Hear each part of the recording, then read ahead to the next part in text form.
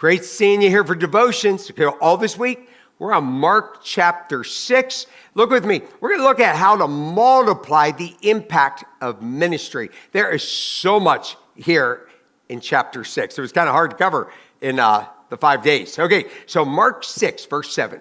Jesus called the 12 and he began to send them out 2 by 2 and gave them authority over unclean spirits.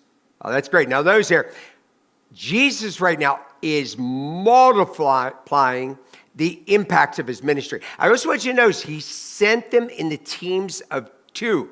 You know, it's real easy to get discouraged when you're doing something all by yourself. I know that. And so this really helped them. So he charges them to take nothing for their journey, except for a staff, no bread, no bag, no money in their belts. Wow, he's teaching them to walk by faith. Okay, now I want you to know Judas was one of them. You know, Judas sold Jesus out for 30 pieces of silver. Okay, this is interesting. If God could use Judas to accomplish his mission, then he could use you. You know, sometimes we think to ourselves, wow, you know, I'm not like those people up on the platform leading in music, or you went to a Bible class here at the church.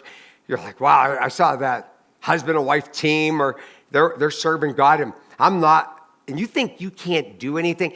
Okay, there was Judas who didn't know God. Did you know that God blessed what Judas was doing at that moment for the Lord?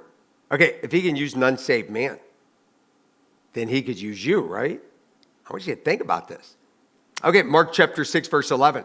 It says, and if any place will not receive you, Jesus telling his disciples before they go, and they will not listen to you, when you leave, shake off the dust that is on your feet as a testimony against them. Now, I hate to tell you this. I don't like giving up on people. So this is what the Bible teaches. So here I am. I'm witness this guy and this person here and that person. Okay, this goes on for 20 years. You're always witnessing and talk. Can't seem to get them across. You know what? The devil will keep you working on people that may never trust in Jesus, when you ought to be spreading yourself around to the people who have never heard. I had a conversation with a man the other day, and I kind of confronted him about the condition of his soul. God convicted him, and he's starting to come to church, and he's all excited. I have other people I've talked to 50 times. They won't come to God.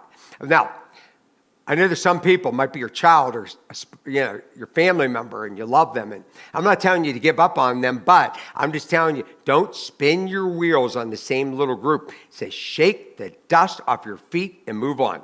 The Bible's real clear about that. Look, shake dust off your feet, move on. There we go. There's the statement right there. What you think about? Sometimes we spin in our wheels doing things and just knowing we're wasting our time, and there's others who are waiting for you. Okay, alone, we can do so little. Together, we can do so much. I really want you to think about that. Okay, so here it is. I know God might lay it on your heart. There's something he wants you to do, and you go, well, this is my own little thing. Most people don't do well just doing something all by themselves. I want you to find a partner to serve with, a friend, somebody has the same heartbeat you have, and watch the wonderful and glorious things that are going to happen like we see with Jesus' disciples. God bless you.